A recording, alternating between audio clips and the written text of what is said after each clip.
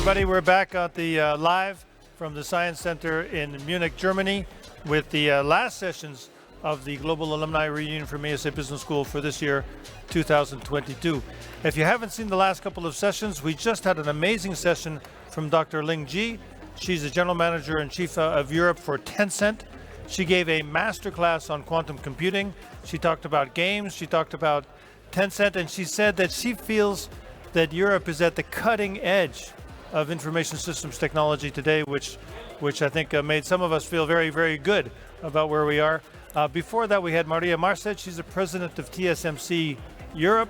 She also gave a masterclass, but this time on the semiconductor industry, about how it's structured, what's important about it, and how it's the oil of the digital economy, and how collaboration and global collaboration is so important in that business with kind of an eye to geopolitics.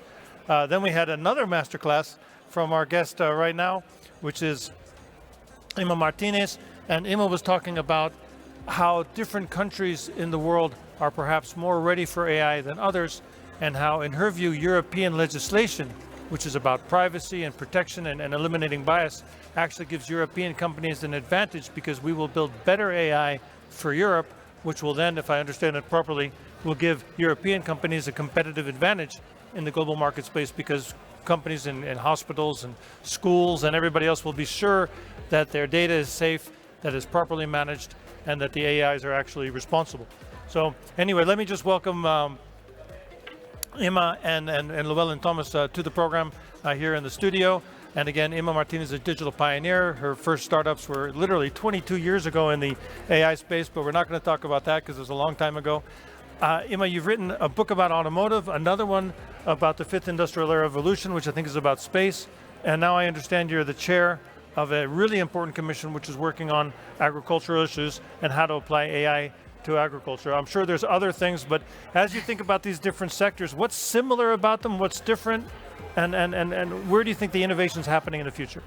Well, the space programs was the phase industry that used AI and sensors and telecommunications, and the aerospace industry, especially in the European Union, benefited a lot by servicing the space program, because all of the missions, for example, driven by ESA, the European Space Agency, were like triple difficulty to the ones that NASA did. So NASA pioneered many missions, following comets, and then the European went like in the circus, like, let's make it more difficult. We will land on a comet on fire at speed, send 95,000 pieces of imagery all the way back to mission control in Germany, and all of these in the mid-2000s. Right. So the industries in Europe may come a bit later to the party,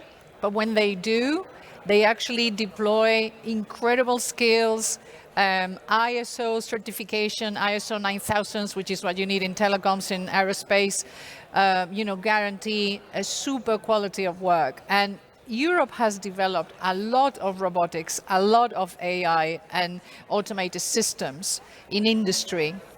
And what the European Union is trying to do today is apply all of that and put it into a regulatory framework so that we expand it, we make it more scalable to small, medium enterprises, which is my area of focus. Mm-hmm. And then we put huge emphasis on data governance, which is what really distinguishes Europe from the other continents. We are human-centric focus. Mm-hmm. We have huge desire to ensure data protection, civil liberties, an AI that is for good, that is fair, that can be audited, etc., etc. So yes, from my perspective, and I'm not the only one saying this, I feel that European efforts in AI will herald an era in which we will export AI made in Europe, because it will offer all of those guarantees. And if you compare aerospace, automotive, and agriculture, they all start with A. Yes. But as we think about AI into those, so are there common themes across them, or are they just different animals? I have worked in both space program and the automotive industry for different car manufacturers. You wrote the future of the automotive industry, so I guess you know something about it, yeah? Because this industry has been the most disrupted by digitization and AI. It started off 100 years ago or more being just about transportation. And very, very soon, in the mid-60s, thanks to electronics, it began to be an industry driven by solving problems, safety of driving. This is why we are developing autonomous vehicles right now, because we evolved from putting safety belts to let's make the cars drive by themselves because they're safer. Right, because algorithms don't drink too much, they don't fall asleep. There you go. Yeah. There you go. And today the industry is addressing CO2 emissions, which is why all the car manufacturers have deployed electrification, decarbonization, sustainability practices. So yet again, another big problem of the 21st century being addressed and solved by an industry that used to be about transfer. And now I think it's an industry that solves problems for humanity in whichever kind they are. And is that the bridge to agriculture? Because we've got some problems in that side of the world. My desire for agriculture as an industry is because it represents one of the biggest challenges in the 21st century to solve. We have a population, Don't worry, they're population breaking dishes in the back. Just ignore it. Yeah. That is reaching potentially 10 billion people that need to be fed. At the same time, we dedicate 1/3 of the land to feed animals that then feed humans, which is not a very smart way to actually feed the population. I'm vegetarian, so don't worry. We have arable land that year on year decreases because it loses nutrients and quality, so it is less of an arable land. And water resources are a fundamental problem to solve. So there's been a growing increase of AI solutions being deployed in agriculture, and what I'm focusing right now with many other companies, AI solution providers, governments, is how can we expand all of these, because the food chain, the human food chain, needs to be improved, and we need to start improving our technologies and how we grow food to feed ourselves and other people. Yeah, I understand food waste is a big deal. I guess, can AI fix that? AI already feeds that problem, for example, for airlines. There's many solutions that have been deployed so that the catering in the planes, half of it doesn't end up being thrown at the end of the day. That's one of the solutions that I'm familiar with. Right. But really, it's more about, are we giving small farmers and agricultural cooperatives tools that will make their life less difficult, and they will be in possession of information that will help them really create better yields for their products? When do they need to pick up the avocados? When do they need to irrigate the fields? When do they need to fight the pests, and in what part of their land, not across the board? Same thing for nitrogen nutrition for the land. I have found solutions that even delve onto the legal aspect of contracts. If you grow avocados in a small Central American country and you export them to Central Germany to go to a supermarket, you use prediction algorithms that will tell you when to pick it up.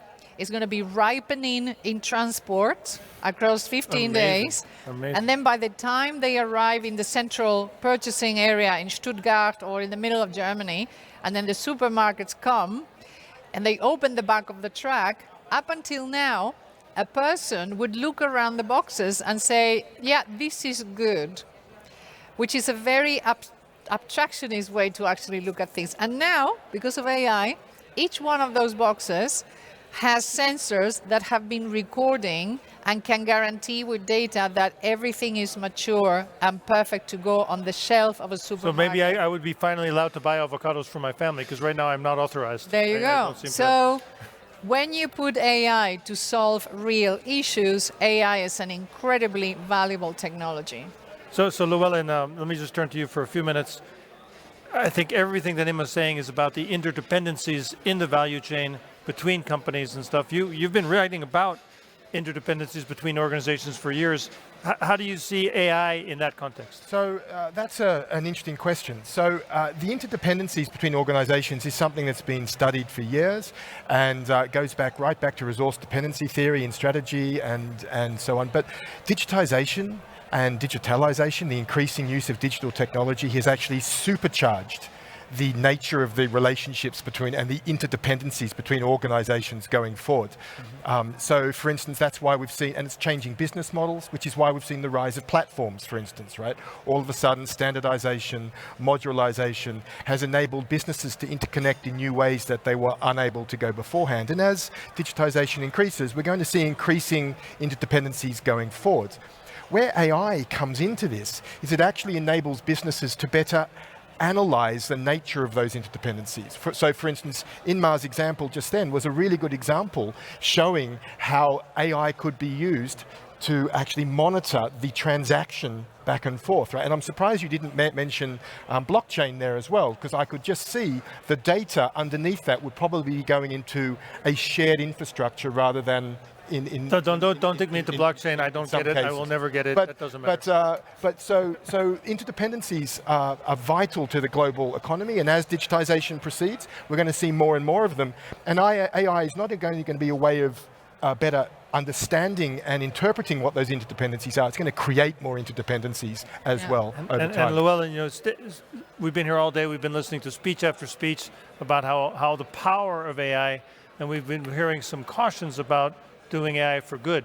How do you see the dark side of AI? Does it have a dark side? Yes. Are we addressing it properly? All digital technology has a dark side. It's quite interesting. Although that we have using your power for good, and this is a very apt and directed way of thinking about AI, all digital technology actually comes with a dark side. The way we teach it is very much so new value propositions, new business models. Isn't it great? We can serve customers in new ways. We can solve things in new ways. But digital technology itself comes with a flip side. So a great example are the economic impacts that increasing use of digital technology has had. There's many examples here. I'll pick out one. Don't pick out too many. Good. Okay, I'll pick out increasing inequality, right? So the revenue per head that a employee in a digital business or a digitally enabled business is many times higher than that of a more traditional manufacturing business, which means the value that is created is not being shared equally in society as much, leading to greater economic inequality in society that hasn't been there before. Well, I know you've got 4 other aspects of the dark side. Very, very quickly, Ima, you talked a lot about regulation and its importance. Do you think the regulator will actually catch up? Because these guys are running fast. Okay, well, this is why I work with regulators. So I to help them catch up. Yes, so the good thing that governments have done is they have asked scientists like myself to come along to the meetings and to really tell them what it is and what is not, and where do we see the possibilities of a potential framework or a regulation. And I've been doing that for European Union, and now I do it for the G7. So on behalf of all the people who are a little bit worried about this stuff, thank you for the work you're doing, and thank you both for being on the TV set today. I'm told that we have to go now. We have live interview between Billy's there with Jose Pons from IESE Business School here in Germany, and Heike Maria and August van Joist. 2 German business people who are very, very supportive of IESE Business School. So Billy, are you ready?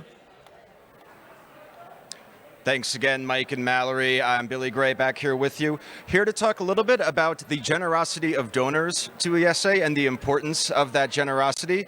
Before I get to speak to our wonderful guests here today, just a few quick figures. In the most recent giving year, IESE had 223 donors contribute over 6 million euros in new commitments and 6 million euros in gifts. So we have an incredibly generous community supporting us. We hope you can join that community. I am here with three people. I have Heike Maria van Joost and August van Joost. They are a married couple. They have a charitable foundation as well as a family office, Van Joost Assets. Heike Maria is an IESE alumni. We'll talk to her about that in a second. I'm also here with Jose Pons. He works here at IESE Munich. He's IESE's Director of Development in Germany. So we'll be talking to all of them. I'll start with Heike Maria and August. Heike Maria, could you tell us a little bit about when you got to know IESE, when you were a student or participant here? Yes, it was a pleasure. I was in the mid of my 40s and I had the feeling, I need fresh input into my brain. I need to catch up, with also areas which I didn't ever stress in my past business life. And it was the best idea. I did the AMP, half a year Barcelona and Munich, and it was amazing to become part of this community. Fantastic. And what were some of the values of IESE or that they continue to be that inspire you both to donate? August, what do you feel about that? Well, I must say the values of IESE are basically the values of life, value-based leadership and proper ethics. And that's what Heike brought back from Barcelona and Munich. And I'm very happy that she did this because for her it's a tremendous experience. I enjoy being along and putting my part into it. And it's just a great team we're meeting here, and that's why we're here. Excellent. And I believe you both donated a chair and have also contributed to the PhD program with the partial scholarship in the area of sustainability. Can you tell us why that specific field inspired you to donate? To buy a chair, it's the easiest thing you do, everyone can do it. And it's good fun when I, from time to time, get a photo with someone sitting on that place. It's great. And sustainability, and also, I think the special businesses you can make your choice of. This is something we are interested in. And to see these students grow is amazing. It gives us good fun, and you see, the funds are well invested. They certainly are, and we thank you for your generosity and the generosity of all our donors. Now, Jose, I think that sometimes when people think of philanthropy, perhaps business schools are not the first sources that go to mind or the first destinations that come to mind. Can you tell us what is the importance of generosity and donating to business schools such as IESE? Well, it's obvious that we need the help of donors to be able to fulfill our mission. We have a crisis of leadership. We have numerous problems in the world, and we say we want to change the world, and by giving these donations,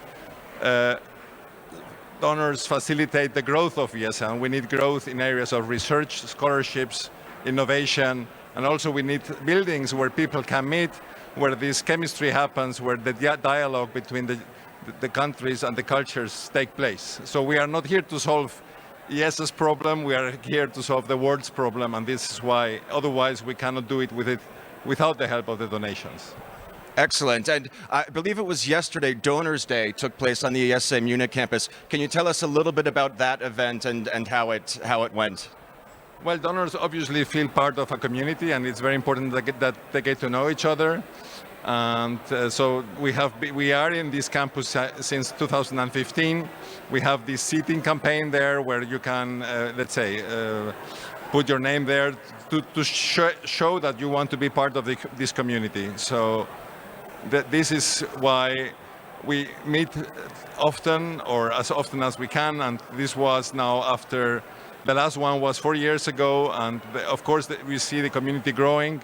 And that is, it's very enjoyable when people know that, okay, they are not alone on this mission. Thank you, Jose. And last question, what if you had to say, we have some people watching here live and also people attending, if you could implore them or convince them to donate, in a nutshell, one sentence, why should people donate to IESE? I'll start with you. Because it gives you a super feeling to support others to break the frame. This is my driver. Excellent. And August? We believe that helping young people to study further, to get ready for life is something very important. If they can't do it on their own resources, they need to be helped. And that's what we're doing. We're doing it for our own children, and we're happy to do it for others who need help and who can perform after that. Well, we all appreciate your help, the business school, and also, Jose, as you said, the world, that it's really helping. Thank you again for your time and generosity. We're going to go back to the set now. See you soon. Thanks, Billy. So I'm here with Alejandro Beltran, who is the president of IESE's Alumni Association. Hi, Alejandro. Great to have you here. How are you, Magri? Very good. So talk to us a bit. What does the Alumni Association do? That's actually an interesting question. I would love to know. No? I mean, as you know, IESE has a very clear mission that is develop, leaders who want to have a deep, positive, and lasting impact on people, companies, and society through this professional excellence and spirit of service and integrity.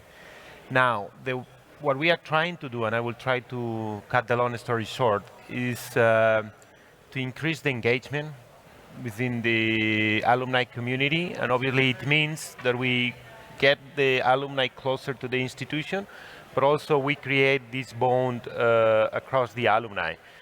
We are working on 4 different things. It's what we call keep supporting. That is basically everything that has to do with social plans, scholarships. We do also what we call keep growing. That is about mentorship, sponsorship, career advice. We do the keep sharing. That is what we are seeing here. How do we actually have events where people can come and interact to each other? And we do the keep learning, all the alumni learning program and other sessions that we do for people to keep growing, keep learning. Because I think we have now around 55,000 alumni spread all around the world, right? So it must be difficult sometimes to know how to maintain the bonds between alumni. It is indeed. It's becoming big, as you said, more than 55,000 colleagues.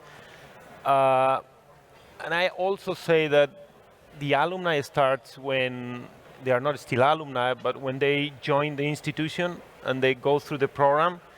I think that is key to actually have a great alumni community afterwards. What we do, and probably in this keeps sharing, we do a lot of events. Last year, I think that we had like 80 different events with hybrid models, online, offline. We've got many sessions as well to make sure that they can have a platform in which they can interact to each other. We are working on the chapters. We've got a geographical chapters mainly, but a few years ago, a couple of years back, we started with more sector chapters. So like the healthcare, now sustainability, more of a function. So we try to find places where people with common interest can join and share their views and interact to each other. So there are more points of connection, basically. More between points of alumni. connections, yeah. Great. And what would you say are the advantages of having this hybrid format for the Global Alumni Reunion?